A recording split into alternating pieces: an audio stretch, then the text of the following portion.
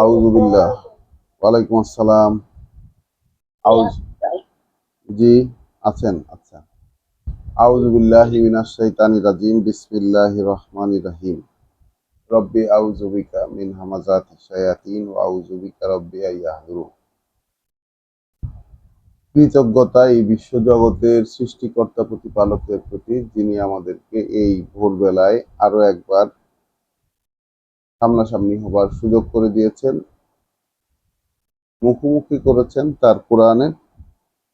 তিনি আমাদেরকে কোরআন থেকে প্রতিনিয়ত পড়তে দিচ্ছেন, পরস্পর বলাবলি করতে দিচ্ছেন, শুনতে দিচ্ছেন এবং চিন্তা ভাবনা করতে দিচ্ছেন। এটা তার এক অপার করুণা আমাদের উপর, যে তিনি এটা করতে দিচ্ছেন। না হলে আমাদের ব্যক্তিগতভাবে কোনো সামর্থ্য ছিল না যে আমরা নিজ থেকে তার কিতাব খুলে পড়তে বসবো। তো আমরা সকালবেলার এই যে ধারাবাহিক পাঠ, সূরা ফাতিহা থেকে শুরু হয়েছিল। গত ভোরের পড়ায় আমরা সূরা তাগাবুন, কোরআন মজিদের, দুঃখিত, সূরা তালাক, কোরআন মজিদের 65 নাম্বার সূরাটি আমরা পড়ে শেষ করেছিলাম আল্লাহর অনুমতি। আজকের পড়া সূরা নম্বর 66, সূরা তাহরিম। আজকের পড়া সূরা নম্বর 66, সূরা তাহরিম। তাহরিম মানে হচ্ছে হারাম করে নেওয়া।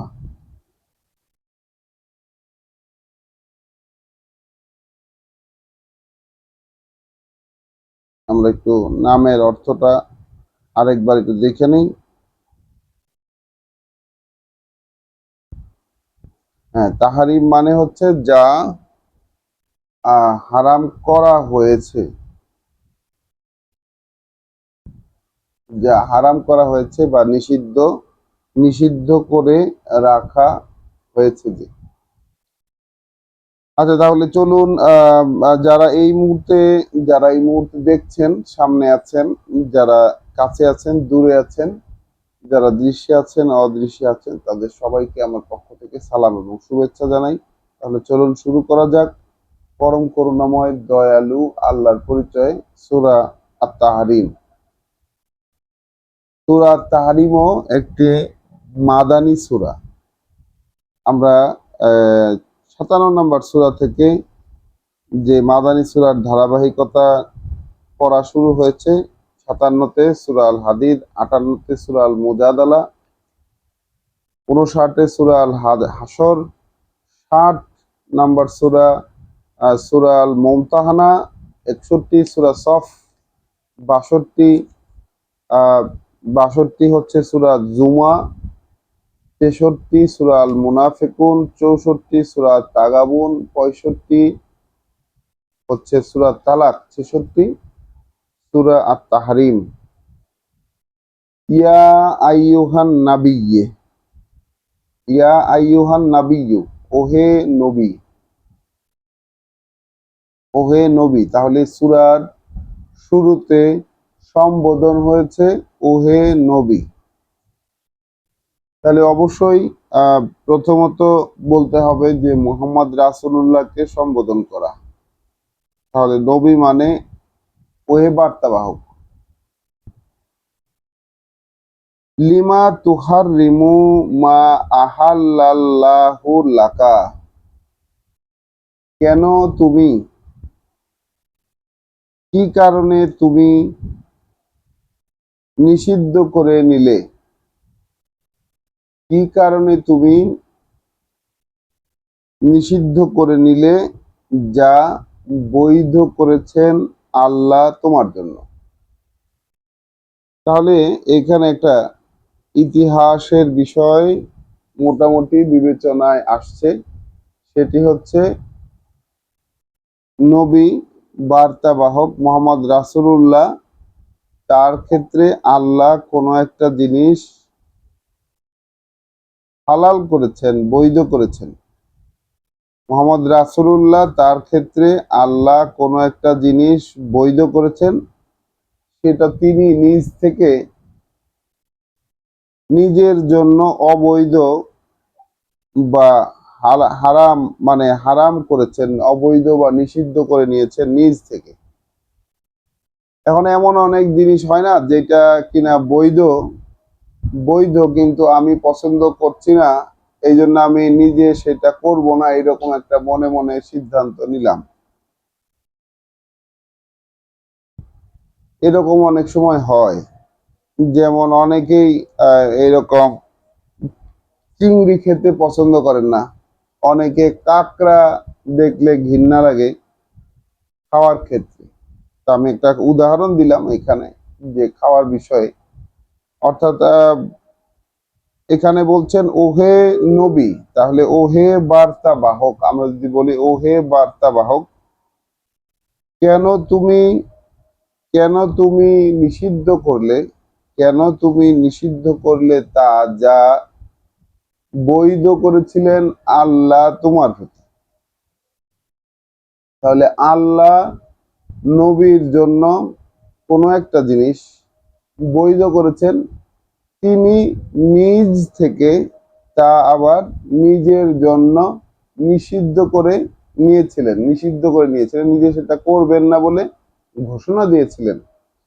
তাহলে আমরা যেমন অনেক সময় বলি যে নবীর কি নিজের আইন দেওয়ার, নিজ থেকে আইন বা নিজ থেকে কোনো দেওয়ার, প্রয়োগ করার কিংবা সিদ্ধান্ত দেবার কোনো ক্ষমতা বা সিদ্ধান্ত দেবার কোনো সুযোগ নবী রাসূলদের আছে কিনা। খুব চমৎকার একটা ইনস্ট্যান্স এই সূরা তাহরিম। কারণ সূরা তাহরিমের শুরুতেই আমরা দেখতে পাচ্ছি যে সরাসরি নবীকে সম্বোধন করে আল্লাহ বলেছেন যে কেন তুমি হারাম করলে, তাহলে কেন তুমি নিষিদ্ধ করলে, কেন তুমি নিষিদ্ধ করলে, অবৈধ করে নিলে তা, কেন তুমি নিষিদ্ধ করলে অবৈধ করে নিলে তা যা আহাল্লা আল্লাহু লাকা, যা বৈধ করে দিয়েছিলেন আল্লাহ তোমার জন্য। তাবতাগি মারদাতা আজওয়াজিক, তুমি কি খুঁজে পেতে চাও সন্তুষ্টি তোমার স্ত্রীদের। যেমন ইংরেজিতে লিখেছে seeking seeking the approval of দাই ওয়াইভস, তুমি কি তোমার স্ত্রীদের অ্যাপ্রুভাল, তারা তোমাকে সঠিক বলুক, এইটাই চাও তুমি। তোমার স্ত্রীরা তোমাকে সঠিক বলুক, তারা তোমাকে একটা অ্যাপ্রুভাল দিক, এইটা করতে গিয়া তুমি আল্লাহ যেটা তোমার জন্য বৈধ করেছেন সেইটাকে তুমি অবৈধ করে নিলে ব্যাপার কি। ওয়াল্লাহু গাফুরুন রাহিম, আল্লাহ ক্ষমাশীল দয়াময়, আল্লাহ একজন ক্ষমাশীল দয়াময় মার্জনাকারী বিশেষ অনুগ্রহশীল। তাহলে রাসূলের এই কর্মের পরেও আল্লাহ তার ক্ষেত্রে ক্ষমাশীল দয়াময়। কিন্তু জিনিসটা যে রাসূল অধিকার রাখেন না, রাসূল ব্যক্তিগতভাবে বিষয়টির অধিকার রাখেন না। রাসূলের একটি ভুল হয়ে গেছে এইখানে যে তিনি নিজের স্ত্রীদের মন রক্ষা করতে গিয়ে স্ত্রীদের সন্তুষ্টি বা স্ত্রীদের মন রক্ষা করতে গিয়ে আল্লাহ এমন একটা জিনিস যেটা তার জন্য বৈধ করেছেন, সেমন একটা জিনিস তিনি অবৈধ হিসাবে নিজের জন্য ঘোষণা করেছেন। এইটা তিনি আল্লাহর ব্যাপারে আল্লাহর পরিপন্থী হয়ে গেছেন এই জায়গায়, যেটা আল্লাহ ক্ষমা করে দিয়েছেন, কিন্তু এটা ধরিয়ে দিতে ভুল করেন নাই।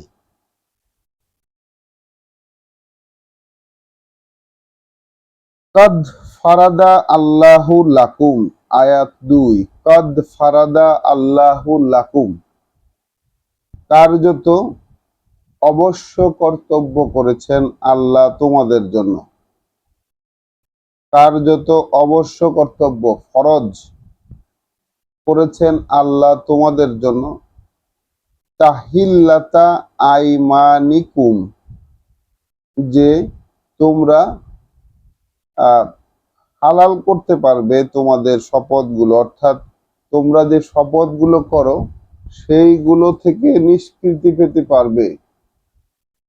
কোনো একটা শপথ করলে সেইটা থেকে বাস্তবে মানে আল্লাহ তোমাদের জন্য এটা আহ, হালাল করে দিয়েছেন। আল্লাহ তোমাদের জন্য নির্দিষ্ট পথ উন্মুক্ত করে দিয়েছেন, যে তোমরা তোমাদের শপথগুলো থেকে কিভাবে নিষ্কৃতি পাবে, বা শপথ থেকে যদি ছুটে যাওয়ার প্রয়োজন হয় তাহলে কিভাবে করবে, এইটা আল্লাহ আগেই বৈধ করে দিয়েছেন তোমাদেরকে। ওয়াল্লাহু মাওলাকুম, আল্লাহই তো তোমাদের অভিভাবক। আল্লাহই তো তোমাদের অভিভাবক। ওয়া হুয়া আল আলিমুল হাকিম, কেননা তিনি সব জানতাল আলিম, তিনি সব জানতাল হাকিম, তিনি সর্ববিজ্ঞ বা সঠিক সিদ্ধান্তদাতা। তাহলে আল্লাহ একই সাথে সর্ববিজ্ঞ, মানে তিনি তিনি সব জানতা এবং সঠিক সিদ্ধান্তদাতা। আচ্ছা, তাহলে এখন প্রশ্ন হলো যে আল্লাহ বললেন যে আল্লাহ বৈধ করে দিয়েছেন তোমাদের জন্য, আল্লাহ বৈধ না, আল্লাহ অবশ্য কর্তব্য করেছেন। আল্লাহ অবশ্য কর্তব্য করেছেন তোমাদের জন্য, যখনই তোমরা তোমাদের কোনো শপথকে ভাঙবে, শপথের অন্যথা যখন করবে, তখন কিভাবে করবে সেটার প্রসেস কি, এই বিষয়টা আল্লাহ আগেই অবশ্য কর্তব্য করে দিয়েছেন। এখন কারো কি মনে আছে যে কোন আয়াতে আল্লাহ এরকম শপথ ভাঙার কিভাবে ভাঙতে হবে বা সেটার জরিমানা কি হবে এই সংক্রান্ত কার্যবিধি কোথায় দিয়েছেন?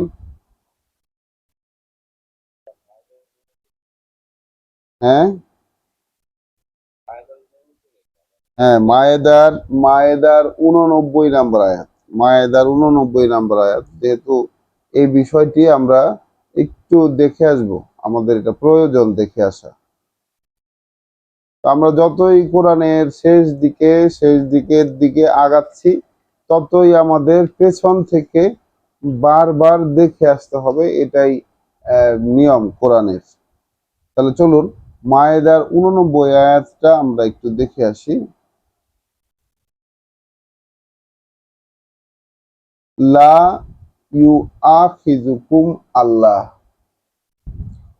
ধরবেন না তোমাদেরকে আল্লাহ, পাকড়াও করবেন না তোমাদেরকে আল্লাহ, বিল্লাগওয়ে ফি আইমানিকুম, যেসব শপথ তোমরা লাগু, অর্থাৎ কথায় কথায় অযথা বা কোনো গুরুত্বপূর্ণ কারণ ছাড়া যেসব শপথ তোমরা করে থাকো, সেগুলোর জন্য আল্লাহ তোমাদেরকে ধরবে না। ওয়ালাকিন ইউআখিযুকুম, কিন্তু ধরবেন তিনি তোমাদেরকে, বিমা আক্কাদতুমুল আইমান, যেগুলো একদম জেনে শুনে তোমরা একেবারে গিট দেওয়ার মাধ্যমে পাকাপোক্তভাবে যেসব শপথ তোমরা করো, মানে পাকাপোক্তভাবে যেসব শপথ তোমরা করো সেই সব শপথ সম্পর্কে তোমাদেরকে ধরবেন।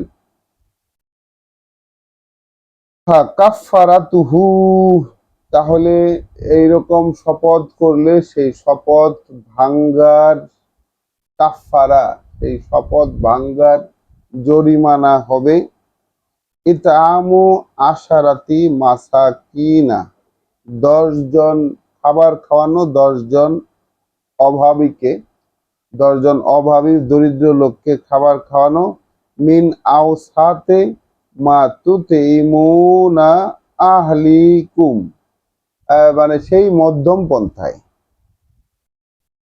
আওসাত,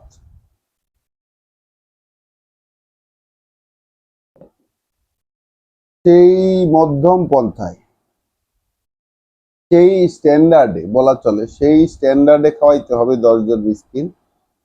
বিমা মা তুত এমুন, যেভাবে আহার করাও তোমরা, আহলিকুম, তোমাদের পরিবারকে। তাহলে পরিবারকে যেভাবে আহার করাই, পরিবারের সাথে যেভাবে আমরা খাবার দাবার খাই, সেই স্ট্যান্ডার্ডে, সেই মধ্যম পন্থার স্ট্যান্ডার্ডের 10 জন মিসকিনকে খাওয়াইতে হবে। এইটা কাফারা, জরিমানা শপথ ভঙ্গের। আও কিসওয়াতুহুম, অথবা তাদেরকে কাপড় চোপড় দিতে হবে, তাদেরকে পোশাক আশাক দিতে হবে। আমরা পড়ছি সূরা, আমরা পড়ছিলাম সূরা তাহরিম। সেই তাহরিম থেকে আল্লাহ যেহেতু বললেন যে শপথ থেকে কিভাবে মুক্তি পাবে, সেই পদ্ধতি তো আল্লাহ আগেই তোমাদের জন্য অবশ্য কর্তব্য করে দিয়েছেন। সেটা দেখার জন্য আমরা সূরা আল মায়েদা আয়াত 89 অবস্থান করছি।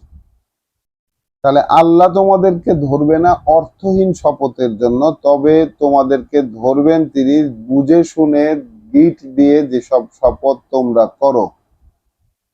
তাহলে আহ তার জরিমানা হবে, সেই শপথ ভঙ্গের জরিমানা হবে খাবার খাওয়ানো 10 জন অভাবী দরিদ্রকে সেই উপায়ে যেভাবে তোমরা তোমাদের পরিবারকে খাইয়ে থাকো। অথবা পোশাক দিতে হবে তাদেরকে, অর্থাৎ 10 জন মিসকিনকে পোশাক দিতে হবে। আও তাহারিরু রাকাবাতিন, অথবা মুক্ত করতে হবে শৃঙ্খলাবদ্ধ কোনো কাউকে। একজন দাস মুক্ত করতে হবে, এখানে লেখা শৃঙ্খলাবদ্ধ কাউকে মুক্ত করতে হবে। সমান, তাহলে যে লাম ইয়াজিদ, এই রকম সামর্থ্য নাই, তাহলে যে বা যার এই রকম সামর্থ্য নাই, এগুলা করতে পারবে না। অর্থাৎ 10 জন মিসকিনকে খাওয়ানোর সামর্থ্য নাই, 10 জন মিসকিনকে পোশাক দেওয়ার সামর্থ্য নাই, তাহলে ফাসিয়ামু সালাসাতে আইয়ামিন, তাহলে সে সিয়াম সাধনা করবে,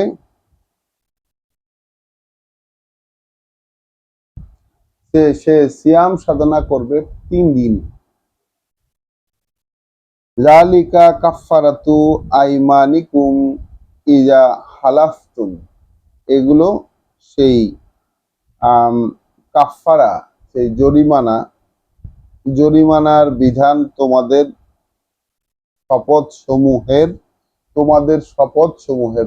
প্রতিশ্রুতি সমূহের জরিমানার বিধান, যখন তোমরা তা হালাফতুম, তোমরা তার ব্যতিক্রম করো, তোমরা তার ভেঙে ফেলো। যখন তোমরা তোমাদের শপথ ভেঙে ফেলো, তখন ভেঙে ফেলার পরে তোমাদের এটা জরিমানার বিধান। তাহলে জরিমানা হিসাবে কি পেলাম? 10 জন মিসকিনকে মানে পরিবারকে যেভাবে খাবার খাওয়ায় সেই পদ্ধতিতে 10 জন মিসকিনকে খাবার খাওয়ানো, অথবা 10 জনকে পোশাক দেওয়া, অথবা যদি না পারে তাহলে সিয়াম সাধনা করা 3 দিন। আচ্ছা, কাজালিকা, তারপরে আল্লাহ কি বললেন? জালিকা কাফফারাতু আইমানিকুম ইজা হালাফতুম, এইটাই জরিমানার বিধান যখন তোমরা কোনো শপথ ভঙ্গ করো। ওয়াহফাজু আইমানাকুম, বরং তোমরা হেফাজত করো, বরং তোমরা সংরক্ষণশীল হও তোমাদের আইমান, তোমাদের শপথ সমূহের, তোমাদের প্রতিশ্রুতি সমূহের। বরং তোমরা দেখে শুনে রাখো, সংরক্ষণশীল হও তোমাদের আইমান, তোমাদের শপথ সমূহের। কাযালিকা, ঠিক ওইভাবে, ইউবাইয়িনু আল্লাহু লাকুম, স্পষ্ট করে বর্ণনা করেন, বোধগম্য উপায়ে বর্ণনা করেন আল্লাহ তোমাদের জন্য আয়াতিহি, তার বাণী ও বার্তা সমূহ, লাআল্লাকুম তাশকুরুন, যেন তোমরা কৃতজ্ঞ চিত্ত হয়ে ওঠো, কৃতজ্ঞ চিত্ত হয়ে থাকতে পারো। তাহলে কৃতজ্ঞ হয়ে থাকার জন্য শপথ ভঙ্গ করে ফেললে তার জরিমানা বিধান বা তার মানে সেটাকে মিটিগেট করার বিধানটা আসলে কি, এটা আল্লাহ আগেই বলে দিছেন।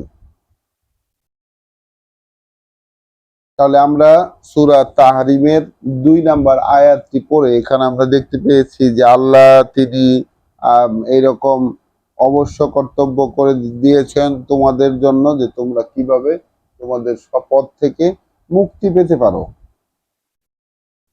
ওয়াল্লাহু মাওলাকুম, আল্লাহ তিনি তো তোমাদের অভিভাবক, আল্লাহ তিনি তো তোমাদের অভিভাবক। তার মানে একজন প্রকৃত অভিভাবকই কিন্তু এইভাবে তার তার যে তার উপর যারা নির্ভরশীল, একজন প্রকৃত অভিভাবকই তার উপরে যারা নির্ভরশীল তাদের প্রত্যেকটা ক্ষেত্রে সুবিধা অসুবিধার প্রত্যেকটা ক্ষেত্রে লক্ষ্য রাখেন। তাহলে ওয়াল্লাহু মাওলাকুম, আল্লাহ তোমাদের অভিভাবক, ওয়া হুয়া আল আলিমুল হাকিম, আর তিনি তো সব জানতা, সঠিক সিদ্ধান্তদাতা। আয়াত 3, ওয়া ইজ আসাররা আন-নাবিয়্যু, আর যখন গোপন করলেন নবী, এখন আসছে সেই ইতিহাস, যখন গোপন করলেন নবী ইলা বাদি আজওয়াজিহি, তার কোন স্ত্রীর কাছে, তার একজন স্ত্রীর কাছে যখন গোপন করেছিলেন নবী হাদিসা, কথা, স্টেটমেন্ট, বর্ণনা। তাহলে যখন কোনো একটা গল্প, কোনো একটা কথা, কোনো একটা স্টেটমেন্ট, কোনো একটা বর্ণনা নবী তার স্ত্রীদের মধ্যে একজনের কাছে, স্ত্রীদের মধ্যে একজনের কাছে গোপন করেছিলেন একটা ব্যাপার, হ্যাঁ গোপনে গোপনে গোপনে গোপনে বলছিলেন, দুঃখিত দুঃখিত, গোপনে বলছি না, আসাররা মানে তো আসলে গোপনে আলোচনা করা। যখন যখন গোপনে বলেছিলেন, থ্যাংক ইউ, যখন গোপনে বলেছিলেন নবী, যখন গোপনে বলেছিলেন নবী তার স্ত্রীদের মধ্যে একজনকে একটি একটি কথা, একটি স্টেটমেন্ট, একটা হাদিস। তাহলে এইখানে রাসূলের হাদিস জিনিসটা কি, এইটা আমরা দেখতে পাচ্ছি। রাসূল নবী তার একটি কথা গোপনে একজন স্ত্রীকে বলেছিলেন। ফালাম্মা নাব্বাআত বিহি, এরপর যখন, তারপর যখন সে সেই জিনিসটাকে প্রকাশ করে দিয়েছিল, বলে দিয়েছিল, যখন সেই স্ত্রী এটা প্রকাশ করে দিয়েছিল বা বলে দিয়েছিল, ওয়া আজহারাহু আল্লাহু আলাইহে, আর এদিকে আল্লাহ প্রকাশ করে দিলেন এটা তার ক্ষেত্রে, অর্থাৎ নবীর কাছে আল্লাহ প্রকাশ করে দিলেন এইটা তার ক্ষেত্রে। আররাফা বাদাহু, আররাফা বাদাহু, তাহলে কি করলেন তিনি, তিনি জানালেন এই বিষয়টার অংশ বিশেষ, তিনি জানালেন, চিনিয়ে দিলেন এই বিষয়টার অংশ বিশেষ। ওয়া আরাদা আনবাদ, এবং আর অপর কিছু অংশ থেকে তিনি তার মনোযোগ সরিয়েই রাখলেন।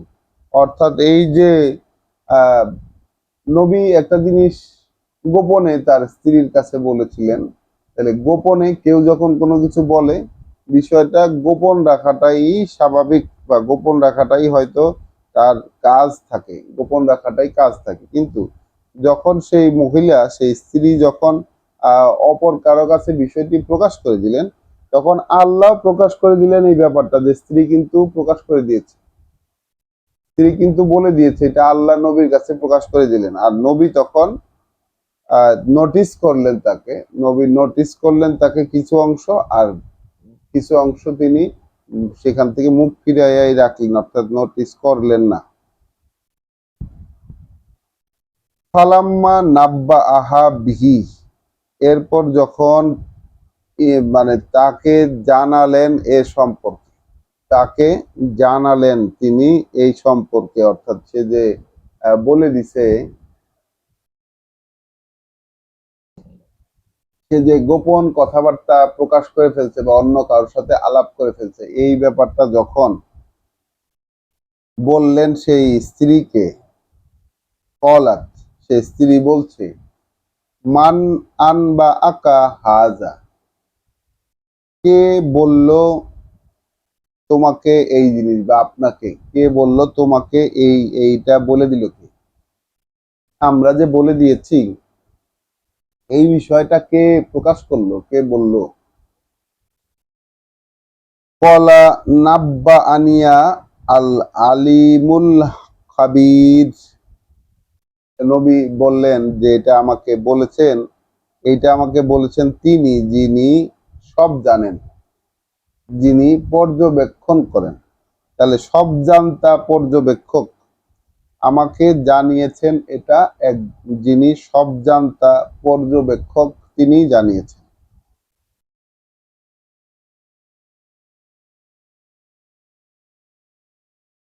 ইন তাতুবা ইলা আল্লাহ, এখন তোমরা দুজনে মিলে, তোমরা উভয়ে যদি ফিরে আসো, তোমরা উভয়ে যদি অনুশোচনা করে ফিরে আসো আল্লাহর দিকে।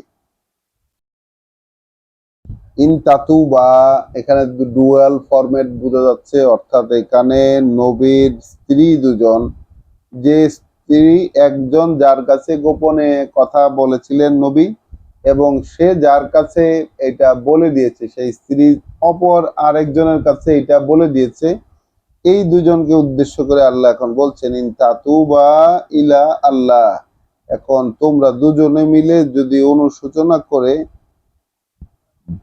ফিরে আসো আল্লাহর দিকে। ফাকাদ ফাগাত কুলুবুকুমা, তবে এটা তো নিশ্চিত যে, মানে তোমাদের অন্তর, তাহলে তোমাদের অন্তর ঝুঁকে পড়েছিল, তোমাদের অন্তর তোমাদের অন্তর মানে ঝুঁকে পড়েছিল ভ্রান্তির দিকে, বিভ্রান্তির দিকে, মানে সাগাত মানে ভুলের দিকে ঝুঁকে পড়া। তাহলে তোমাদের অন্তর ঝুঁকে পড়েছিল।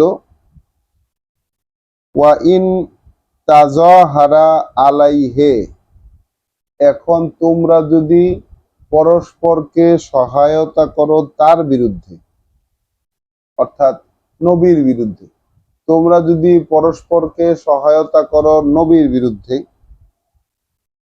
এখন তোমরা যদি পরস্পরকে সহায়তা করো নবীর বিরুদ্ধে, ফা ইন্না আল্লাহ হুয়া মাওলাহু, তাহলে নিশ্চিত এটা যে আল্লাহ কিন্তু তার অভিভাবক বন্ধু, আল্লাহ কিন্তু তার অভিভাবক বন্ধু।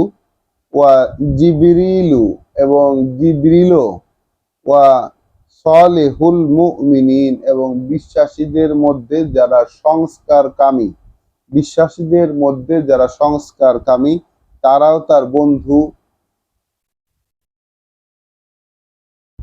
ওয়াল মালাইকাতু বাদা যালিকা জহিরুন, আর ফেরেশতারা, আর সমস্ত ফেরেশতারা এরকমের পরবর্তীতে, ওই রকমের পরে সমস্ত ফেরেশতারা সাহায্যকারী।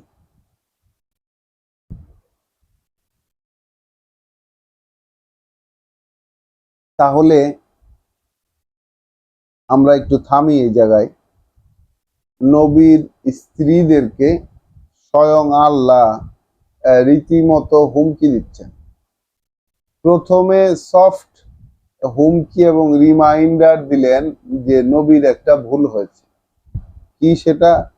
আল্লাহ তার জন্য যেটা বৈধ করে রেখেছেন সেটা তিনি নিজ থেকে, নিজের স্ত্রীদের সন্তুষ্টি কামনায় সেটা নিজের উপর আবার তিনি অবৈধ করে নিয়েছেন বা করবেন না বলে ঘোষণা দিয়েছেন।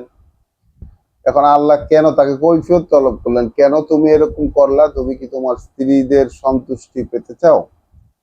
এখন শপথ থেকে কোনো একটা শপথ করে বসলে, সেটা যদি সিরিয়াসলি কেউ করে, তাহলে সেই শপথ থেকে মুক্তি পাওয়ার কি পথ আছে, কি পদ্ধতি, সেইটা তিনি বলে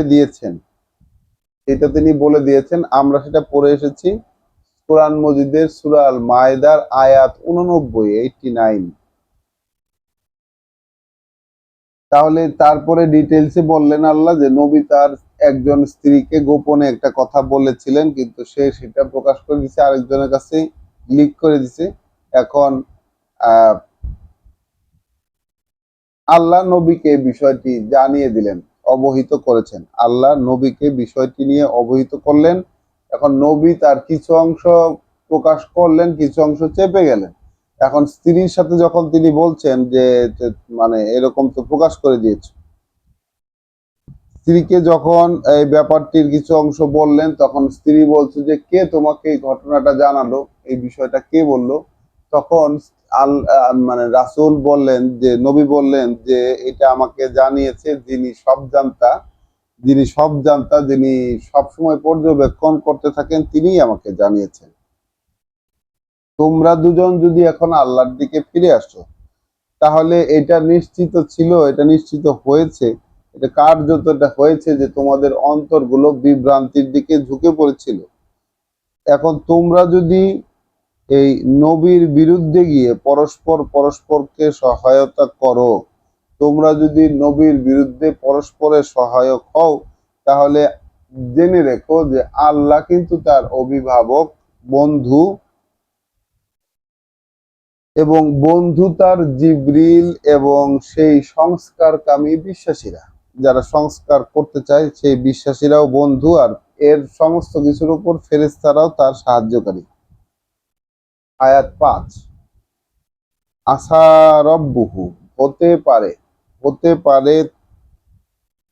তোমাদের প্রভু, হইতে পারে তার প্রভু, ইন তাল্লাকা কুন্না, যদি তোমাদেরকে সে তালাক দিয়ে দেয়, তাহলে হতে পারে তার প্রভু আন ইউবদি লাহু আজওয়াজান, যে তিনি আহ, তাকে দিবেন, প্রকাশ করবেন তার কাছে এমন স্ত্রী, খাইরান মিন কুন্না, উত্তম তোমাদের চেয়ে। তাহলে তোমাদেরকে যদি তালাক দিয়ে দেয়, যদি বিচ্ছেদ ঘটিয়ে ফেলে তোমাদের সাথে, তোমাদেরকে যদি তালাক দিয়ে দেয় সে, অর্থাৎ নবী যদি এই স্ত্রীদেরকে তালাক দিয়ে দেয়, যারা এরকম একটু একটু অবাধ্যতা বা পরস্পর নবীর বিরুদ্ধে গিয়ে পরস্পরকে সহায়তা করার যে বিষয়টা, ন্যাক্কারজনক একটি কাজ অবশ্যই। আল্লাহ রীতিমতো হুমকি দিচ্ছেন, এখন তোমাদেরকে যদি সে তালাক দিয়ে দেয়, তাহলে আল্লাহ তার জন্য আল্লাহ তার জন্য এনে দিবেন এমন স্ত্রী যে তোমাদের চেয়ে উত্তম হবে মুসলিমাতিন, তাহলে সে হবে কি? মুসলিমাতিন, সে হবে সমর্পিত, মুমিনাতিন বিশ্বাসী, কানিতাতিন তাহলে বাধ্যগত, তায়েবাতিন বারবার প্রত্যাবর্তনকারী, অনুসূচনা করে প্রত্যাবর্তনকারী। আবেদাতিন তাহলে হবে কি? গোলাম, অর্থাৎ হুকুম পালনকারী, আল্লাহর হুকুম পালনকারী। সা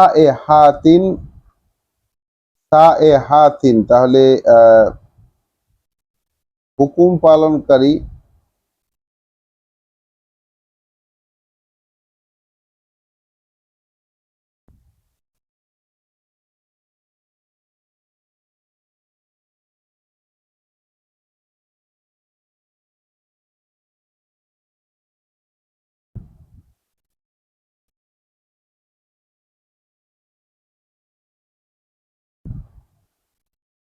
হুকুম পালনকারী। সা এ হাতিন মানে হচ্ছে জার্নিং।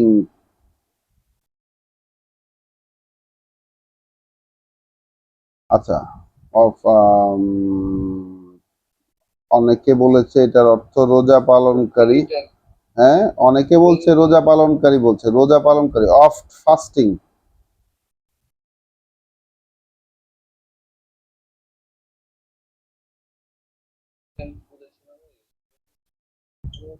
সাধনকারী বলা যায় ভাইজান?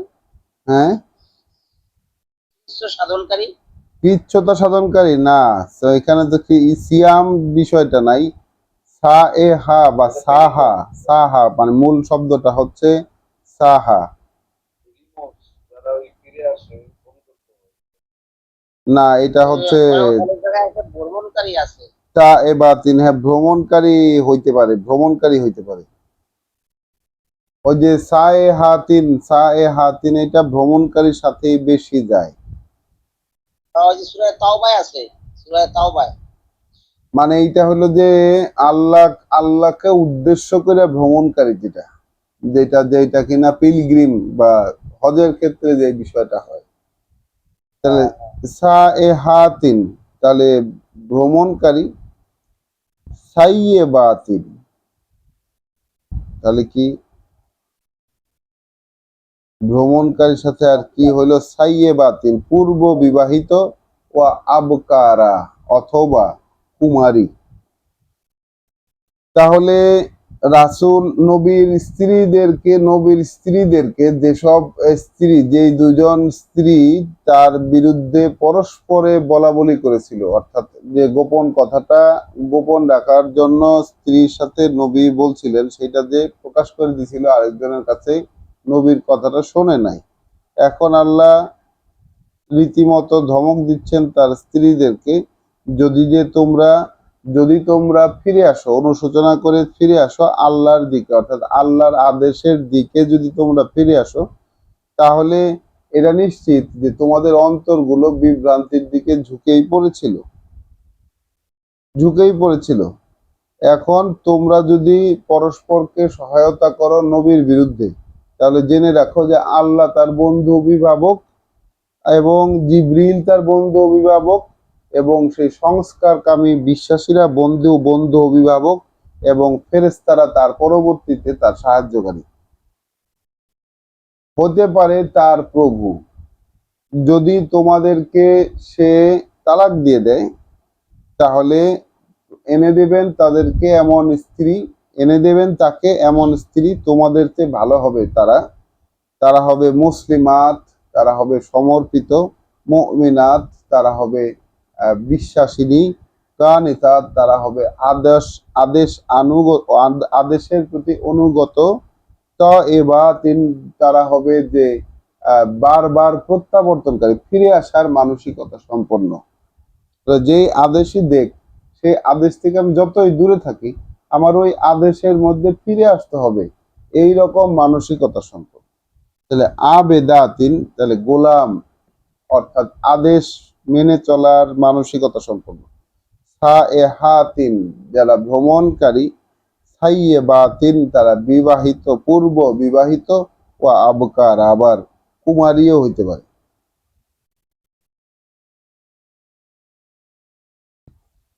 তাহলে স্ত্রীদের ক্ষেত্রে কিরকম সতর্ক বার্তাটা আল্লাহ দিলেন। আয়াত 6, ইয়া আইয়ুহাল্লাযীনা আমানু, তাহলে নবী এবং তার স্ত্রীদের ব্যাপারে সরাসরি সতর্ক করে এবার আল্লাহ ফিরলেন বিশ্বাসীদের দিকে। ওহে যারা বিশ্বাস এনেছো, ওহে যারা এনেছো বিশ্বাস, কু আনফুসাকুম ওয়া আহলিকুম নারান, বাঁচাও তোমরা, ওহে যারা এনেছো বিশ্বাস, বাঁচাও তোমরা নিজেদেরকে তোমাদের এবং তোমাদের পরিবারদেরকে আগুন থেকে। তাহলে বাঁচাও তোমরা নিজেদেরকে এবং নিজেদের পরিবারকে আগুন থেকে।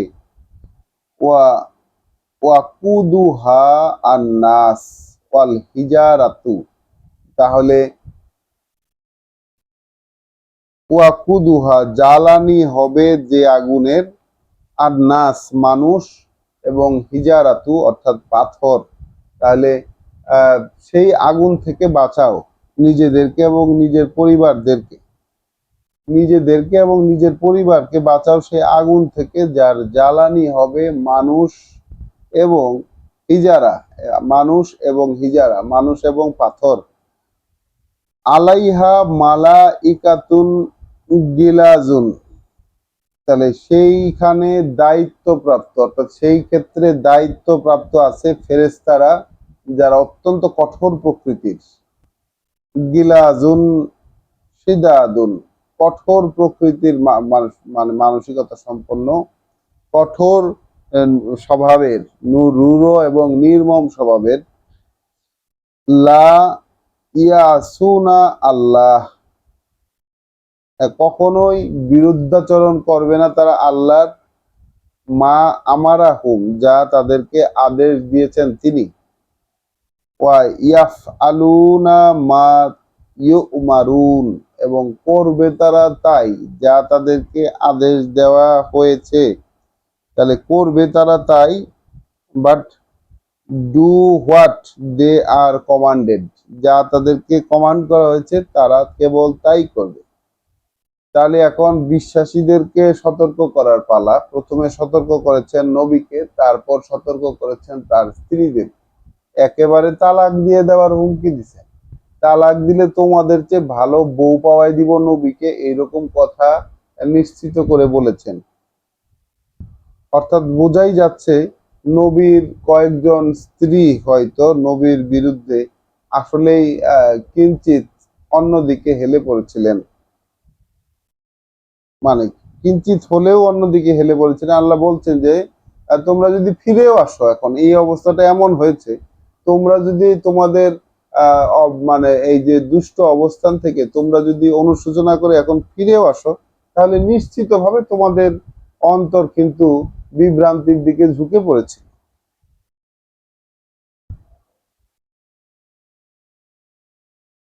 এখন তোমাদেরকে নবী যদি তালাক দিয়ে দেয়, তাহলে একটা কাজ করে ফেলেছে, এমন একটা কাজ করছে যাতে তালাক দিয়ে দেওয়াও সম্ভব। নবী তালাক দেননি, কিন্তু তালাক দেওয়া সম্ভব। তাদের যে কাজটা হয়েছে, মানে চাইলে তালাক দিয়ে দেওয়া যায়। ইয়া আইয়ুহাল্লাযীনা আমানু, ওহে যারা বিশ্বাস এনেছো, কু আনফুসাকুম, বাঁচাও নিজেদেরকে, ওয়া আহলিকুম, এবং বাঁচাও তোমাদের পরিবারদেরকে, নারান, সেই আগুন থেকে, ওয়াকুদুহান নাস ওয়াল হিজারাতু, যেটার জ্বালানি হবে মানুষ এবং পাথর। আলাইহা মালাইকাতুন গিলাজুন শাদীদুন, যা সেখানে আছে দায়িত্বপ্রাপ্ত ফেরেশতারা নির্মম এবং রূঢ় স্বভাবের। লা ইয়াসুনা আল্লাহ, তারা বিরোধিতা করে না আল্লাহর, মা আমারাহুম, যা আল্লাহ তাদেরকে আদেশ দিয়েছেন। ওয়া ইয়াফআলুনা, এবং করে ফেলে সেইটাই, মা ইউমারুন, যা তাদেরকে আদেশ দেওয়া হয়েছে। ইয়া আইয়ুহাল্লাযীনা কাফারু, ওহে যারা অবিশ্বাস করছো এই ব্যাপারটা, ওহে যারা গ্রাহ্য করছো না এই ব্যাপারটাকে, অর্থাৎ গ্রহণ করে নিজেদেরকে বাঁচানোর চেষ্টায় যারা নাই, ওহে যারা গ্রাহ্য করছো না এই ব্যাপারটাকে, লা তাতাযিরু আল ইয়াউমা, কোনো বাহানা দেখিও না আজকে। ওহে যারা অবিশ্বাস করেছো, ওহে যারা গ্রাহ্য করনি, কোনো কোনো বাহানা দেখিও না আজকে, কোনো বাহানা দেখিও না আজকে। ইন্নামা তুজজাউনা মা কুনতুম তা'মালুন, তাহলে তোমাদেরকে তো শুধুমাত্র প্রতিফল দেওয়া হচ্ছে তারই, যা তোমরা করে এসেছো তার। তাহলে তোমাদেরকে প্রতিফল দেওয়া হচ্ছে না আর কিছুরই, যা তোমরা করে এসেছো শুধু সেটারই বিনিময় দেওয়া হচ্ছে।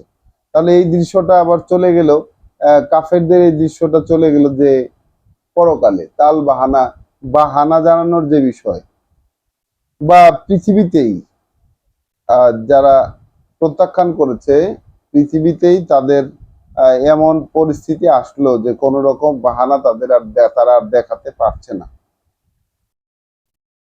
ইয়া আইয়ুহাল্লাযিনা আমানু, ওহে যারা ঈমান এনেছো, বিশ্বাস যারা এনেছো, ওহে যারা এনেছো বিশ্বাস, তুবু ইলা আল্লাহ, অনুশোচনা করে ফিরে আসো আল্লাহর দিকে, তাওবাতান নাসুহা, যেই তওবাটা সুন্দর,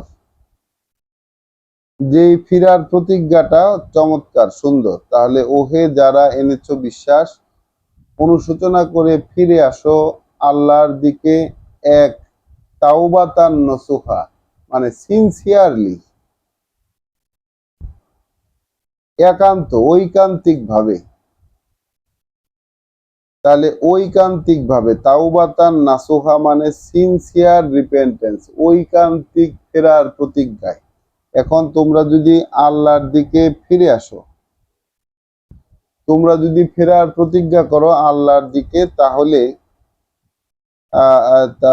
মানে ফেরার প্রতিজ্ঞা যদি করো একটা সিনসিয়ার ভাবে, ঐকান্তিক প্রচেষ্টা, একটা ফেরার প্রতিজ্ঞা তোমরা যদি করো, তাহলে আশা হতে পারে রব্বুকুম আইয়ুকাফিরা আনকুম সাইয়্যাতিকুম, যদি তোমরা এরকম ফেরার প্রতিজ্ঞায় যদি করো, ফিরে আসো যদি, তাহলে হতে পারে এমন যে আল্লাহ কি করবেন, তোমাদের প্রভু, তাহলে হতে পারে তোমাদের প্রভু যে মুছে দেবেন, বিলোপ ঘটিয়ে দেবেন, তোমাদের বিলুপ্ত করে দেবেন তোমাদের থেকে যত মন্দ তোমাদের, ওয়া ইউদখিলাকুম জান্নাতিন, এবং প্রবেশ করাবেন তোমাদেরকে সেই জান্নাতে, তাজরি মিন তাহতিহাল আনহার, যার এলাকা জুড়ে ঝর্ণা, নদী, জলপ্রপাত প্রবাহিত। ইয়াউমা লা ইউখজি আল্লাহুন নাবিয়্যি, সেই দিন অপমানিত করবেন না, সেই দিন লজ্জিত করবেন বা লাঞ্ছিত করবেন না আল্লাহ তার নবীদেরকে, যারা তার নবুয়ত পালন করেছে তাদেরকে সেই দিন তিনি অপমানিত লাঞ্ছিত করবেন না। ওয়াল্লাযিনা আমানু মাহু, এবং যারা তার সাথে ঈমান এনেছে তাদেরকেও অপমানিত লাঞ্ছিত করবেন না। সুবহানাল্লাহি ওয়া বিহামদিহি সুবহানাল্লাহিল আযীম, কৃতজ্ঞতা আল্লাহর প্রতি যিনি এইরকম সুসংবাদের বর্ণনা করেছেন আমাদের জন্য। তাহলে নবী এবং তার সাথে থাকা সেই বিশ্বাসীদের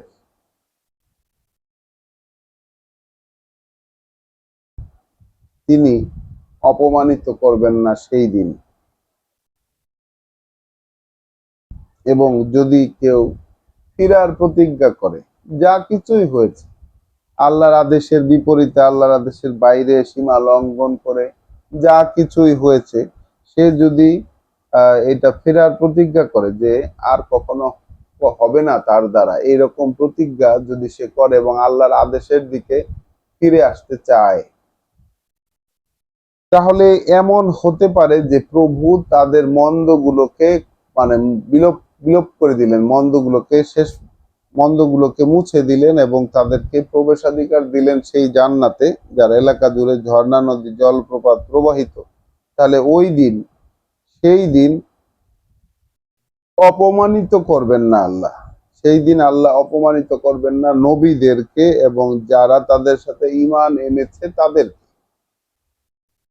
নূরুহুম ইয়াসআ বাইনা আইদিহিম ওয়া বিআইমানিহিম, তাহলে তাদের আলো, তাহলে ওই রাসূলেরা, নবীরা অর্থাৎ বার্তাবাহকেরা এবং তাদের সাথে যারা বার্তা গ্রহণ করতে পেরেছিল সেই সকল লোকদের ক্ষেত্রে নূরুহুম ইয়াসআ, দৌড়াদৌড়ি করতে থাকবে তাদের আলো, তাদের নূর।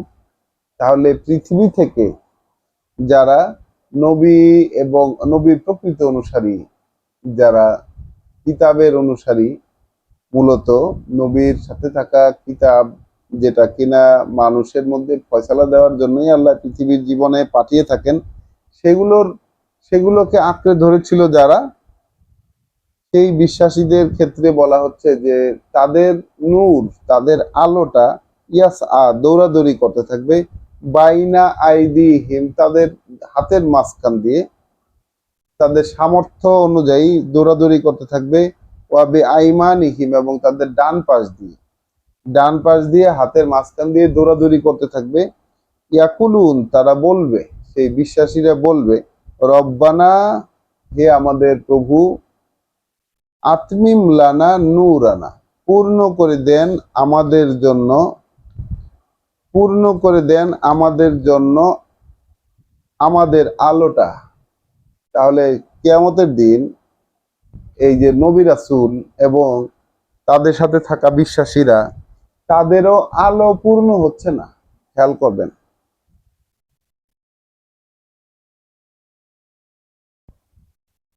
পৃথিবীর মানুষটা, পৃথিবীতে যে মানুষটাকে আল্লাহ পাঠিয়েছেন, সেটা এতটাই নষ্ট পরিবেশে থাকা, এতটাই নষ্ট হয়ে যাওয়া মানুষ, যে সে এখান থেকে যে কিতাবের মাধ্যমে বা আল্লাহর কথার সংস্পর্শ, নবীদের সংস্পর্শে এসে যতটুকু শুদ্ধ হওয়ার কথা, যতটুকু নূর তার থাকার কথা, সেটা আছে, কিন্তু সেইটা তার জন্য পূর্ণ নয়। তো কেয়ামতের দিন নূর যখন তাদের ডান পাশ দিয়ে, তাদের হাতের মাঝে দিয়ে যখন দৌড়াদৌড়ি করছে, নূর যখন তাদের হাতের ডান পাশ দিয়ে মাঝখান দিয়ে দৌড়াদৌড়ি করছে, তারা তারা তখন প্রার্থনা করছে তাদের প্রভুর কাছে যে, হে আমাদের প্রভু, তাহলে, হে আমাদের প্রভু, আপনি তাহলে আমাদের এই নূরটাকে, এই আলোটাকে আপনি পূর্ণ করে দিন। রব্বানা আতমিম লানা নূরানা ওয়াগফির লানা, অর্থাৎ ক্ষমা করে দিন আমাদেরকে। তাহলে সেই দিনও ক্ষমা করার প্রয়োজন আছে, নূর পূর্ণ করার ব্যাপার আছে, সেই দিনও ক্ষমা করার প্রয়োজন আছে, নূর পূর্ণ করার প্রয়োজন আছে। তাহলে নবী রাসূলদেরকেও ক্ষমা করার প্রয়োজন আছে, তাদের সাথে থাকা বিশ্বাসীদেরকেও ক্ষমা করার প্রয়োজন আছে, নবী রাসূলদেরও নূর পূর্ণ করে দেওয়ার প্রয়োজন আছে, ওই বিশ্বাসীদেরও নূর পূর্ণ করে দেওয়ার প্রয়োজন আছে। তাহলে ওয়াবি আইমানিহিম ইয়াকুলুনা, এবং তারা বলবে, রব্বানা আতমিম লানা নূরানা, হে প্রভু আমাদের পূর্ণ করে দিন আমাদের আলোটা, ওয়াগফির লানা, এবং আমাদেরকে ক্ষমা করে দিন, ইন্নাকা আলা কুল্লি শাইইন কাদির, আপনি তো প্রত্যেকটা বিষয়ে, প্রত্যেকটা বিষয়ে ক্ষমতা প্রয়োগ করতে সক্ষম, আপনি তো প্রত্যেকটা জিনিসের উপর ক্ষমতা প্রয়োগ করতে সক্ষম। ইয়া ইউহান নাবিয়্যু, ওহে নবী, ওহে বার্তাবাহক, জাহিদিল কুফারা, তাহলে আহ, সর্বোচ্চ চেষ্টা করো, সর্বোচ্চ চেষ্টা করো কাফেরদের বিপরীতে,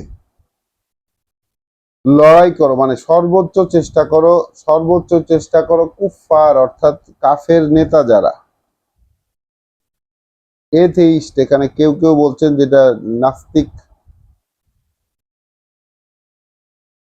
ও প্রফেট, স্ট্রাইভ দাও এগেইনস্ট দ্য এথেইস্ট, তাহলে তুমি এই যে কুফার, কাফেরদের যারা নেতা, অগ্রাহ্যকারীদের মধ্যে সেরা যারা, মানে অগ্রাহ্যকারীদের টপ পজিশন যাদের, তাদের বিরুদ্ধে তুমি মানে তুমি সর্বোচ্চ চেষ্টা করো তাদের বিরুদ্ধে। ওয়াল মুনাফিকিন, এবং মুনাফেকদের বিপরীতে, মুনাফেকদের বিপরীতে, অর্থাৎ ভণ্ড যারা, ভণ্ড বিশ্বাসী যারা, তাদের বিপরীতেও। ওয়াগলুজ আলাইহিম, তাদের প্রতি কঠোর নীতি গ্রহণ করো। বি দাও স্টার্ন উইথ দেম, তাদের প্রতি কঠোর নীতি গ্রহণ করো। ওয়ামা ওয়াহুম জাহান্নাম, যেহেতু ঠিকানা তাদের জাহান্নাম। তাহলে কেন কঠোর নীতি অবলম্বন করবে? যেহেতু ঠিকানা তাদের জাহান্নাম। ওয়া বে ইসাল মাসির, এবং সেটা জঘন্য শেষ ঠিকানা, সেটা শেষ ঠিকানা হিসাবে জঘন্য। দরাবাল্লাহু মাসালান, তাহলে উদাহরণ দিচ্ছেন আল্লাহ একটি উদাহরণের, উদাহরণ দিচ্ছেন আল্লাহ একটি উপমার, লিল্লাযিনা কাফারু, যারা কাফের, যারা অস্বীকার করে, অগ্রাহ্য করে, সেই অগ্রাহ্যকারীদের জন্য আল্লাহ একটা উদাহরণ দিচ্ছেন। সেই অগ্রাহ্যকারীদের জন্য আল্লাহ একটা উদাহরণ দিচ্ছেন, কার? ইমরা আতা নুহিন ওয়া ইমরা আতা লুতিন, তাহলে স্ত্রী নূহের এবং স্ত্রী লুতের, তাহলে যারা অবিশ্বাসী, যারা অগ্রাহ্যকারী, সেই সব অবিশ্বাসী অগ্রাহ্যকারীদের জন্য একটা উদাহরণ উপস্থাপন করছেন আল্লাহ নূহের স্ত্রীর এবং লুতের স্ত্রীর। কানাতা তাহাতা আবদাইনি, তারা দুজন ছিল, মানে এই স্ত্রী দুজন ছিল আমাদের দুই বান্দার অধীনে, দুই বান্দার নিচে। তারা ছিল আমাদের দুই বান্দার অধীনে। মিন ইবাদিনা as-সলিহিন, যে দুই বান্দা ছিল আমার সংস্কারকামী যে বান্দারা তাদের মধ্যে অন্তর্ভুক্ত। সংস্কারকামী যে বান্দারা তাদের মধ্যে অন্তর্ভুক্ত ছিল এই নূহ এবং লূত, এবং তাদের অধীনে ছিল তাদের দুই স্ত্রী।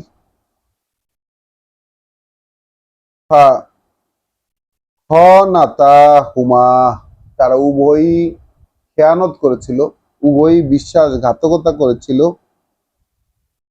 ফালাম ইউগনিয়া আনহুমা মিনাল্লাহে শাইআন, তাহলে কোনোই কাজে আসেনি তাদের ক্ষেত্রে।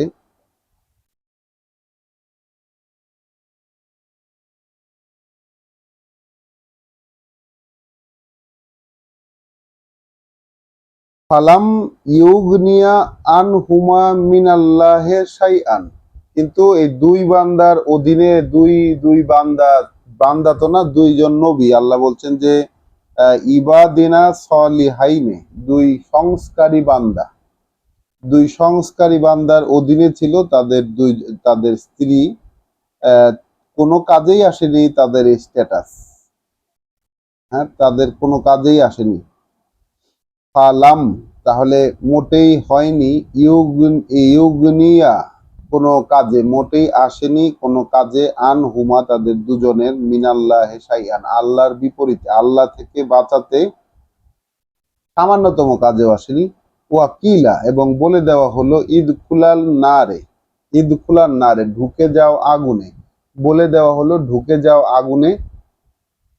মাদ্দা খিলিন, যারা ঢুকেছে, যারা আগুনে প্রবেশ করেছে তাদের সাথে তোমরাও আগুনে প্রবেশ করো। তাহলে দুইজন নবীর স্ত্রী, কেন বিশ্বাসীদেরকে আল্লাহ এই রকম উদাহরণ দিচ্ছেন? আমাদের তো আর মনোবল নাই, আমাদের তো মনোবল নাই, বাট বিশ্বাসীদেরকে আল্লাহ তাদের স্ত্রীদেরকে এইভাবে, মানে প্রথমত রাসূলকে তো এরকম তার স্ত্রীদেরকে হ্যান্ডেল করার জন্য মানসিক শক্তি দিলেন আল্লাহ এইভাবে, যে নবী স্ট্যাটাস তোমার, রাসূল স্ট্যাটাস তোমার, তুমি নবুয়ত রিসালাত বহনের কাজ করছো, কিন্তু তোমার স্ত্রীরা যদি তোমার বিরুদ্ধাচরণ করে, তোমার বিরুদ্ধে থাকে, তাহলে আহ, তোমার তো অবস্থা কাহিল। তার সেই ক্ষেত্রে তাদের ফলাফল কি তোমার স্ট্যাটাসে যাবে? মানে তোমার কারণে তারা কি রক্ষা পেতে পারবে কিনা? আল্লাহ দেখালেন যে না, দুই বান্দার অধীনে তাদের স্ত্রীরা ছিল, তারা তাদের সাথে খেয়ানত করেছে, নূহের স্ত্রী এবং লূতের স্ত্রী তাদের সাথে খেয়ানত করেছে, বিশ্বাসঘাতকতা করেছে। তো কিছুতেই কাজে আসেনি আল্লাহর বিপরীতে তাদেরকে বাঁচাতে সামান্যতম, এবং বলে দেওয়া হয়েছে তাদেরকে, তাদের প্রতি, যে ঢুকে যাও আগুনে যারা ঢুকেছে তাদের সাথে। যেমন আমাদের রাসূলুল্লাহ, মোহাম্মদ রাসূলুল্লাহর স্ত্রীদের ক্ষেত্রে কোরআনে বলা, তারা যদি কোনো অপরাধ করে, কোনো খেয়ানত করে, তারা যদি কোনো বিরুদ্ধাচরণ করে, তাহলে তাদের জন্য শাস্তি দ্বিগুণ। তারা যদি কোনো অশ্লীলতা করে, তাহলে তাদের জন্য শাস্তি দ্বিগুণ। সব ক্ষেত্রে নবীর স্ত্রীরা সাধারণ মহিলাদের মতো নন, তাদের স্ট্যাটাস হলো বিশ্বাসীদের মা, এইরকম স্ট্যাটাস তাদের। আচ্ছা, আয়াত 11, ওয়া দরাবা আল্লাহু মাসালান, আবারও উদাহরণ উপস্থাপন করছেন আল্লাহ একটা উদাহরণ, আবারও উপস্থাপন করছেন আল্লাহ একটা উদাহরণ। লিল্লাযিনা আমানু, তাহলে উদাহরণটা বিশ্বাসীদের ক্ষেত্রে। ইমরাতা ফিরাউন, স্ত্রী ফেরাউনের। তাহলে বিশ্বাসীদের জন্য উদাহরণ হচ্ছে ফেরাউনের স্ত্রী, আর অবিশ্বাসীদের জন্য উদাহরণ হচ্ছে নূহ এবং লূতের স্ত্রী। তাহলে উপস্থাপন করছেন আল্লাহ আরেকটি উদাহরণ বিশ্বাসীদের জন্য, সেই সব তাদের জন্য যারা বিশ্বাসী।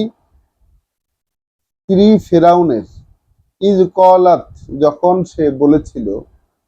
সে বলেছিল রব্বি ইবনি লি, প্রভু বানান আমার জন্য, নির্মাণ করেন আমার জন্য, ইন্দাকা বাইতান, আপনার কাছে একটি ঘর।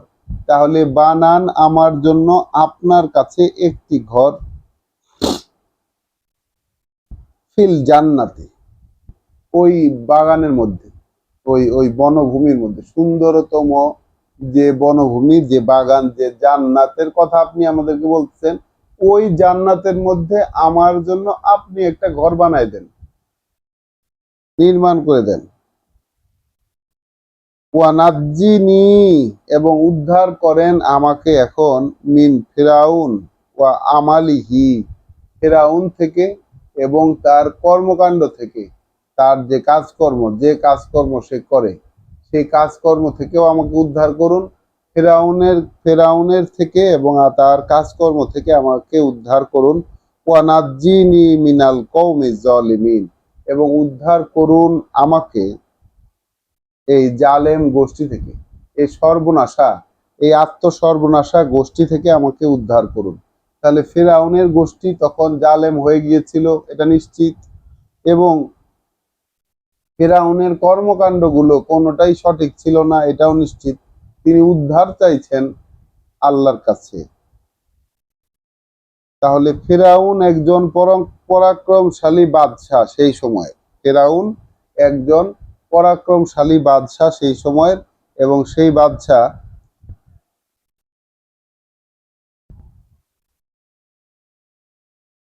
তার স্ত্রী, তাকে আল্লাহ উদাহরণ হিসেবে উপস্থাপন করছেন যে কেমন তিনি, যিনি এমনই অধিকার রাখেন আল্লাহর কাছে যে তার কাছে একখানা ঘর, তার নিকটে তার কাছে একখানা ঘর জান্নাতের মধ্যে বানিয়ে দেওয়ার জন্য রিকোয়েস্ট করছেন এবং তাকে উদ্ধার করতে বলছেন এখান থেকে। তাহলে তিনি আছেন, কোনো উপায় নাই তার কাছে উদ্ধার পাওয়ার ফেরাউনের কবল থেকে এবং ফেরাউনের কর্মকাণ্ড থেকে, যা মোড অফ অ্যাকশন, যে অ্যাকশনে চলে ফেরাউন, সেই কর্মকাণ্ড থেকে উদ্ধার পাওয়ার তার উপায় নাই। তিনি আল্লাহর কাছে কোন বিশ্বাসের সম্পর্ক বলে তিনি আল্লাহর কাছে এই রকম আবদার করছেন? আবদারিত নাকি? আমরা কি এরকম করতে পারি কিনা? আমরা কি কখনো আল্লাহর কাছে এরকম প্রার্থনা করেছি যে আমাদেরকে জালেম গোষ্ঠীর হাত থেকে আপনি বাঁচান? যে জালেম গোষ্ঠী কোনোটাই, এখন আমরা তো সমাজে দেখছি একেবারে চিহ্নিত ভাবে যে আমাদের এই গোষ্ঠী, আমাদের এই দেশের লোকেরা আসলে আল্লাহর আইন বা আল্লাহ যেভাবে বলেন, যেই আঙ্গিকে আল্লাহ জীবনকে গড়তে বলেন, সেই আঙ্গিকে কোনো কিছুই চলছে না, ইল্লা মাশাআল্লাহ। এই যতটুকু সামান্য, যতটুকু আল্লাহ হয়তো ব্যতিক্রম হিসাবে রেখে যদি থাকেন, তো সেইটা ভিন্ন জিনিস, কিন্তু মানে কমনলি আল্লাহর নাজিল করা বিষয়াদির আঙ্গিকে কোনো কিছুই চলছে না, কোনো কর্মকাণ্ড চলছে না, বিশ্বাসের জায়গাগুলাকে সে অনুযায়ী আনা যাচ্ছে, কোনোটাই না। তাহলে এই অবস্থায় আমরা যদি আল্লাহর কথায় বিশ্বাসী হই, তাহলে আমরা কি কখনো চিন্তা করেছি যে আল্লাহ আপনি আমাদেরকে এখান থেকে উদ্ধার করেন, আপনার কাছে একটা জান্নাত আপনি তৈরি করেন আমার জন্য বা আমাদের জন্য? এইরকম আবদার করার মতো যে মানসিক সক্ষমতা, সেটা কি আমাদের আছে? তো ফেরাউনের স্ত্রীর কিন্তু এরকমটা ছিল। আল্লাহ তার নাম এখানে দেননি, কোরআনে তার নাম উল্লেখ করেননি। নিশ্চিত এটা যে নামটা আসলে ইম্পর্টেন্ট নয়, তার এই স্ট্যাটাসটা ইম্পর্টেন্ট, যে স্ট্যাটাসটা আল্লাহ তাকে এখন আমাদের সামনে দিলেন। ওয়া মারিয়াম, এবং উদাহরণ হচ্ছে মরিয়ম, ইবনাতা ইমরাআতা, তাহলে সে ছিল কন্যা ইমরানের, ইবনাতা ইমরান, তাহলে সে ছিল কন্যা ইমরানের, আল্লাতি আহসানাত ফারজাহা, যে সুরক্ষা করেছিল তার যে শালীনতার। তাহলে মরিয়ম ইমরানের কন্যা, যে তার শালীনতার সংরক্ষণ করেছিল, তার শালীনতার, এখানে লিখছে যে লজ্জাস্থানের সংরক্ষণ করেছিল, না লজ্জাস্থানের কথা বলা হচ্ছে না, একটু একটু খেয়াল করবেন এই জায়গাটা, তার শালীনতাকে সে রক্ষা করেছে।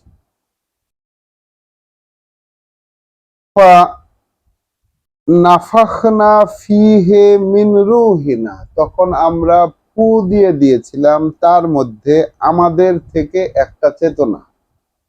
তখন আমরা, যখন সে এরকম নিজের শালীনতাটাকে রক্ষা করতে পেরেছিল, তখন আমরা ফু দিয়ে দিয়েছিলাম তার মধ্যে আমাদের থেকে একটা চেতনা।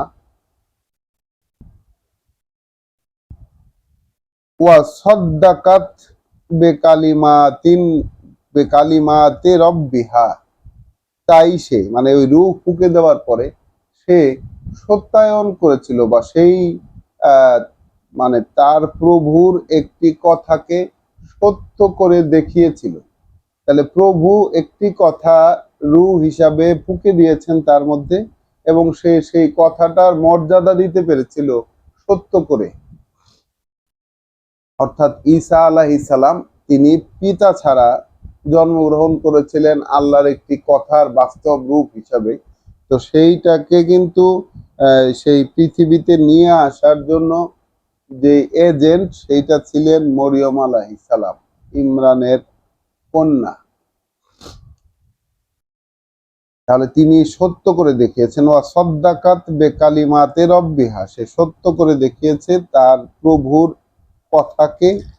ওয়া কুতুবিহি, অর্থাৎ তার যত কিতাব আছে, যত আইন কানুন আছে, যত বিধিবিধান আছে, সবগুলোকে, সর্বকালের সকল কিতাবকে সেই মরিয়ম আলাইহিস সালাম সত্যায়ন করেছেন, সত্য করে দেখিয়ে গেছেন তার আচরণ দিয়ে।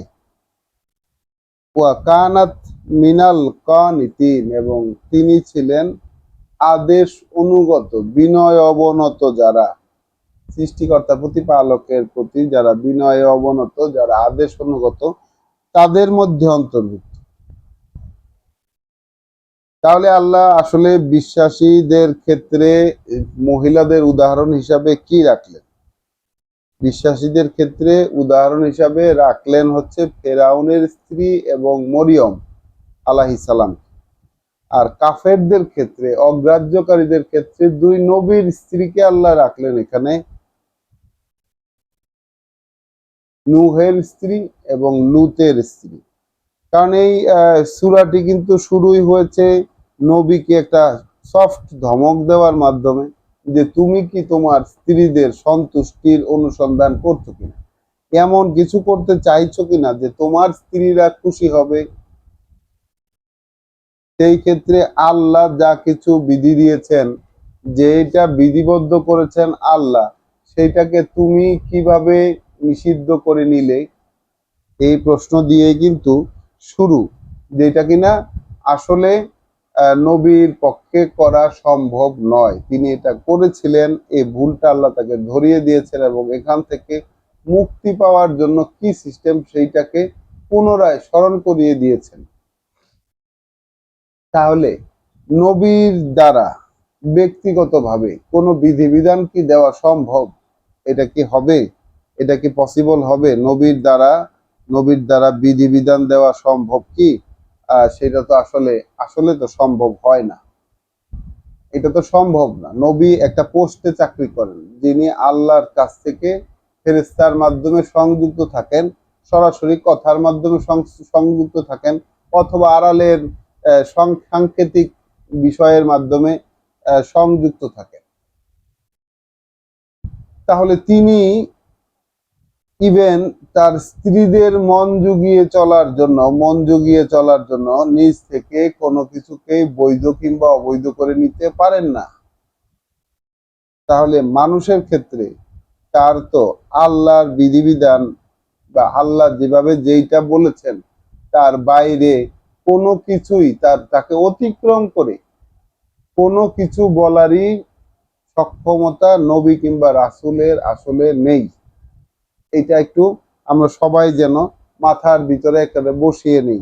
যারা এখন শুনছেন তারা আমরা যারা শুনছি আমরা তো জানি, যারা শুনবেন এই ভিডিও থেকে যারা শুনবেন তারাও যেন এই বিষয়টিকে গ্রাহ্য করি যে নবীদের আসলে ব্যক্তিগতভাবে কোনো আদেশ নিষেধ হালাল কিংবা হারাম করার কোনো সক্ষমতা তাদের নেই। তাহলে আমরা এই সংক্রান্ত যা কিছু শুনি যে নবী এটাকে বৈধ করেছেন, নবী এটাকে মাকরুহ করেছেন, এটাকে হারাম করেছেন, ইত্যাদি ইত্যাদি, এই ধরনের যা কিছু আমরা শুনি হাদিস নামের যে জিনিসগুলোতে আমরা পাই এই ধরনের, যে নবী এটা বলেছেন যে রেশমের পোশাক পরবে না, সোনা পরবে না, পুরুষেরা লাল রঙের ড্রেস পরবে না, চিংড়ি খাবে না, এটা করবে না, ওইটা করবে না, টাকনুর উপর কাপড় পরতে হবে, এই ধরনের যত ধরনের বিধি প্রয়োগ করা হয় নবীর নামে, তা আমাদেরকে বিবেচনা করে দেখতে হবে নবী কিংবা রাসূলের ওই ওই ওই পোস্টার কি এই ধরনের কোনো সক্ষমতা আছে কিনা। কোরআন থেকে আমরা দেখছি যে সক্ষমতা নাই। তাহলে সমাজে যে বিষয়গুলো নবীর নামে প্রচলিত আছে তাহলে সেইগুলো কি, এইটা বিবেচনার দায়িত্ব সবার উপরে ছেড়ে দিলাম। তো আলহামদুলিল্লাহ, সূরা তাহরিম ছোট্ট একটি সূরা, 12টি আয়াত মাত্র। সূরা তাহরিম দীর্ঘ যে মাদানী 10টি সূরার মাদানী প্রেক্ষিত আমরা দেখলাম এখানে, এরপর থেকে আবার মাক্কি প্রেক্ষিত শুরু হয়েছে এবং পরবর্তী সূরাগুলা ম্যাক্সিমামই মাক্কি সূরা। আমরা কোরআনের একদম শেষ পর্যায়ে অবস্থান করছি। তো আলহামদুলিল্লাহি রাব্বিল আলামিন, আমাদের ফজরের পাঠ আজকে এ পর্যন্তই। রব্বানা লা তুজিগ কুলুবানা বাদা ইজ হাদাইতানা ওয়া হাব লানা মিন লাদুনকা রাহমা ইন্নাকা আনতাল ওয়াহ্হাব।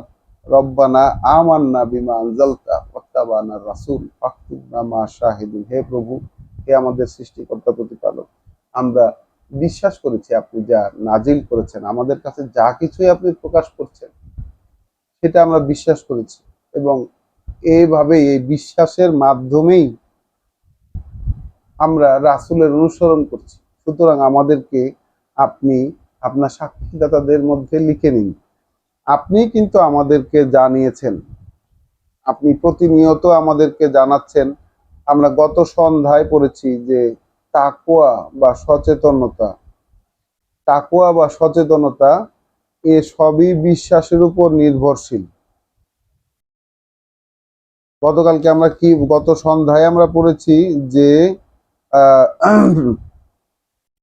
যে হাসা আক্তুবুহা লিল্লাযিনা ইয়াত্তাকুনা ওয়া ইউতুনা যাকাতা ওয়াল্লাযিনা হুম বিআয়াতিনা ইউমিনুন। আমরা অবশ্যই সেই রহমতকে লিখে দিব, সেই করুণা লিখে দিব সেই সব লোকের জন্য যারা ইয়াত্তাকুন, যারা তাকওয়া অবলম্বন করে, সচেতন হয়ে ওঠে, এবং ওয়া ইউতুনা যাকাত, যারা পরিশুদ্ধির নিবেদন করে, ওয়াল্লাযিনা অর্থাৎ তারা যারা হুম বিআয়াতিনা হয় আমাদের বাণী ও বার্তার বিষয়ে ইউমিনুন বিশ্বাস আনে। বাণী ও বার্তার বিষয়ে বিশ্বাস আনলে তার পরিশুদ্ধি হয়, বাণী ও বার্তার বিষয়ে বিশ্বাস আনলেই সে সচেতন হয়ে ওঠে ক্রমান্বয়ে। তা আমরা আল্লাহর কাছে সেই সচেতনতা দাবি করছি। তার বার্তা আমরা পড়লাম, তিনি আমাদেরকে পড়তে দিলেন, আমরা তার কাছে এই সচেতনতা দাবি করছি। আসসালামু আলাইকুম ওয়া রাহমাতুল্লাহ।